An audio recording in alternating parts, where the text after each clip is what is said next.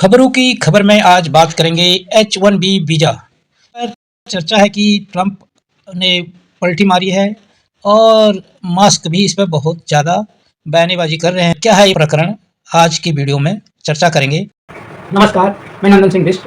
आप देख रहे हैं ईमेल दस्तावेज। अगर आप इस वीडियो को YouTube चैनल पर देख रहे हैं और चैनल पर नए हैं तो चैनल को सब्सक्राइब करें, बेल का आइकन भी दबाएं। अगर आप इसको फेसबुक पेज पर देख रहे हैं तो पेज को लाइक करें। अगर आप इसको इंस्टाग्राम पर देख रहे हैं तो हमें फॉलो करें और वीडियो को शेयर करते रहें। H1B वीज़ा पर पलटे ट्रंप, पहले विरोध अब समर्थन। कहा, मैं हमेशा से इसके सपोर्ट में, मेरी कंपनी में भी कई H1B वीज़ा वाले लोग। डोनाल्ड ट्रंप ने 2020 में राष्ट्रपति रहते इस वीज़ा को सस्पेंड कर दिया था। अमेरिका में अब तक H1B वीज़ा का विरोध कर रहे डोनाल्ड ट्रंप ने पलटी मार ली है। ट्रंप ने शनिवार को कहा कि वो इसका समर्थन करते हैं। ट्रंप ने न्यूयॉर्क टाइम्स से कहा कि मैं हमेशा से इस वीज़ा के सपोर्ट में रहा हूं। ट्रंप ने कहा, वीज़ा के भरोसा करता हूं, मेरी कंपनियों में भी कई H1B वीज़ा वाले लोग हैं। मैंने कई बार इसका इस्तेमाल किया है और यह एक बेहतरीन प्रोग्राम है। इससे पहले इलॉन मस्क ने शुक्रवार को देर रात एक्स पर एक पोस्ट किया जिसमें विदेशी कामगारों के लिए H1B वीज़ा के समर्थन में युद्ध तक की कसम खाई थी। वहीं ट्रंप का ताज़ा बयान इस साल नवंबर में उनके इलेक्शन कैंपेन के दौरान दिए गए बयान से एकदम उल्टा है। इलेक्शन कैंपेन के दौरान ट्रंप ने अवैध प्रवासियों को देश से निकालने और वीज़ा पॉलिसी को सख्त बनाने की बात कही थी। ट्रंप ने 2020 में H1B और L1 वीज़ा को सस्पेंड कर दिया था।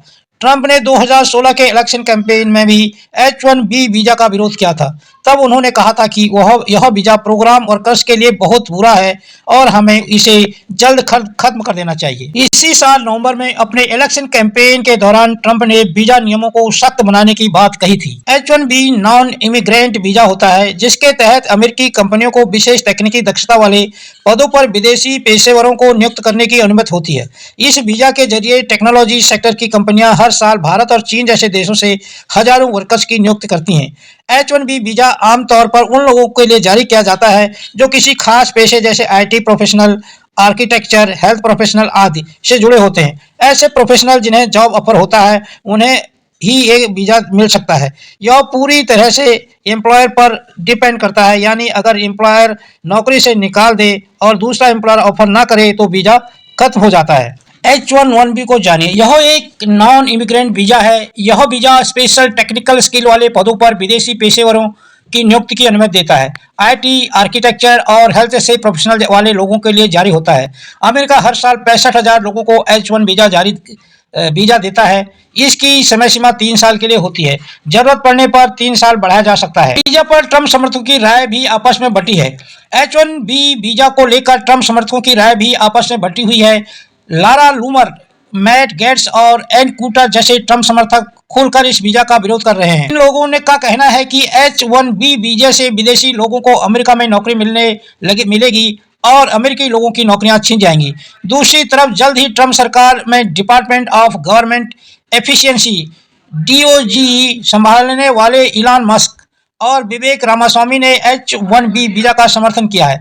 इनका कहना है कि अमेरिका को आर्थिक रूप से मजबूत करने के लिए दुनिया के टॉप लोगों को नौकरियों पर रखना चाहिए। DOGE का पूरा नाम डिपार्टमेंट ऑफ गवर्नमेंट एफिशिएंसी है। डिपार्टमेंट हेड इलॉन मस्क, विवेक रामास्वामी। काम, अमेरिकी सरकार का सालाना खर्च 1/3 तक कम करना।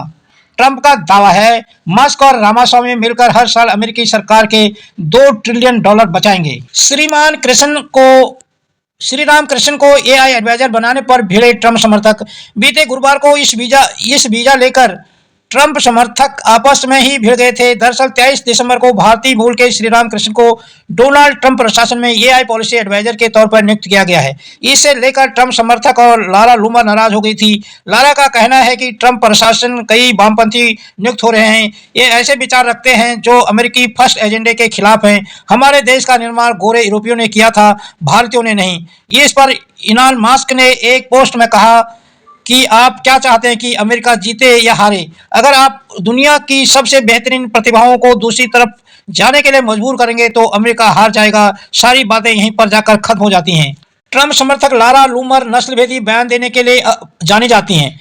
उन्होंने कुछ महीने पहले कहा था कि अगर कमला राष्ट्रपति बनी तो पूरा व्हाइट हाउस करी की तरह महकेगा। 10 में से 7 H1B वीजा भारतीयों को ही मिलता है। बता दें कि अमेरिका हर साल 65,000 लोगों को H1B वीजा देता है। इसकी समय सीमा 3 साल के लिए होती है। जरूरत पड़ने पर इसे 3 साल के लिए और बढ़ाया जा सकता है। अमेरिका में 10 में से 7 H1B वीजा भारतीय लोगों को मिलता है। इसके बाद चीन, कनाडा, साउथ कोरिया का नंबर आता है। लूमर ने कहा कि मास्क ट्रंप के अमेरिका को फिर से महान बनाने के साथ नहीं हैं, वे ट्रंप के लिए एक बाधा हैं और ट्रंप के साथ सिर्फ अपने फायदे के लिए जुड़े हैं। लारा ने यह भी कहा कि मास्क चाहते हैं कि हर कोई उन्हें हीरो समझे क्योंकि उन्होंने ट्रंप को चुनाव लड़ने में $250 मिलियन खर्च कर डाले। लेकिन यह बहुत बड़ी बात नहीं है क्योंकि इतने पैसे लगाकर ट्रंप इससे कहीं ज्यादा कमाने वाले हैं। रामास्वामी बोले, कुशल विदेशियों के बिना अमेरिका का पतन तय। असली लड़ाई तब शुरू हुई जब मस्क के समर्थन में विवेक रामास्वामी आ गए। उन्होंने मस्क के समर्थन में ऐसा पोस्ट कर दिया जिससे और ज्यादा विवाद छिड़ गया।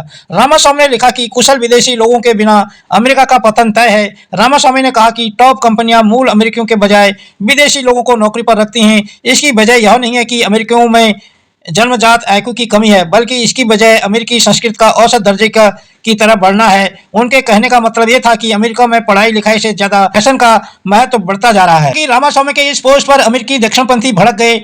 लारा ने कहा कि अगर भारत इतना हाई स्किल्ड होता तो लोग अमेरिका जाने के बजाय वहीं रहते। यह मान लीजिए कि सस्ती मजदूरी के लिए आप उन्हें चाहते हैं, भले ही लोग इसके लिए उन्हें नस्लवादी कहा जाए।